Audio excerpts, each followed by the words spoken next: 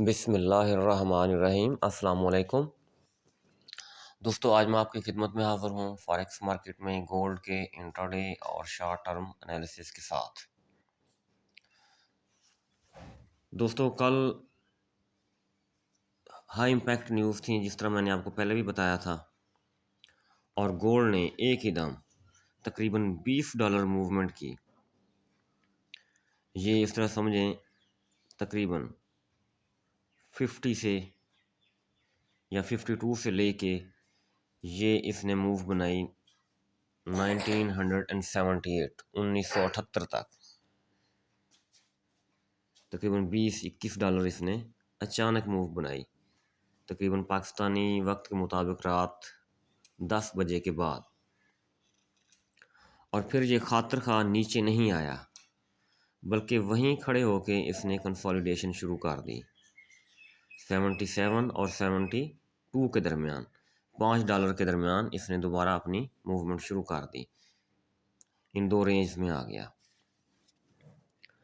تو اس وقت موجودہ جو حالات چل رہے ہیں گولڈ کے، نیچے سپورٹ پڑی ہوئی ہے 72 کی، اوپر ریزسٹنس پڑی ہوئی ہے 77 کی، مارکیٹ ان دو رینج کے درمیان ہے۔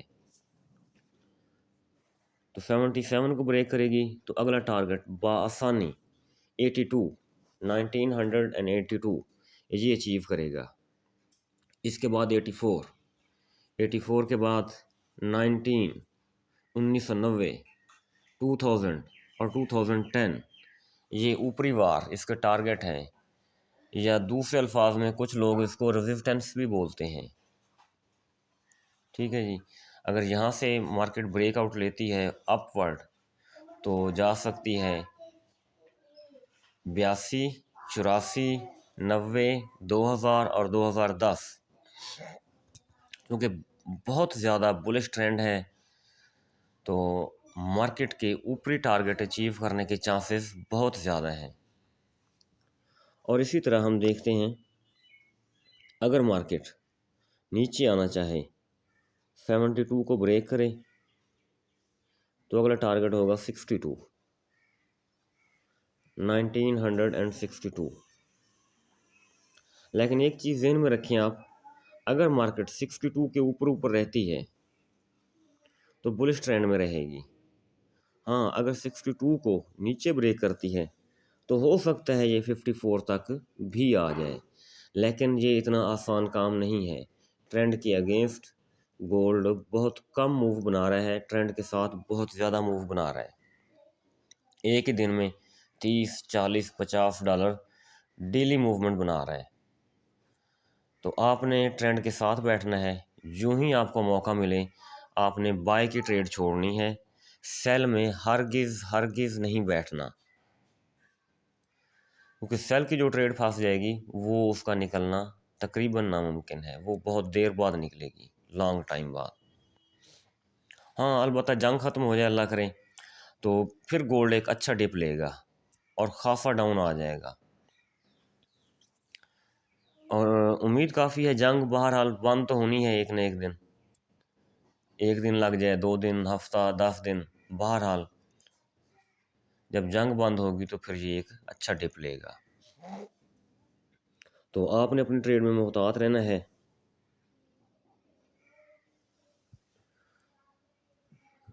اوور ٹریڈنگ ہرگز نہیں کرنی، مناسب لاٹ کے ساتھ آپ نے ٹریڈ کرنی ہے۔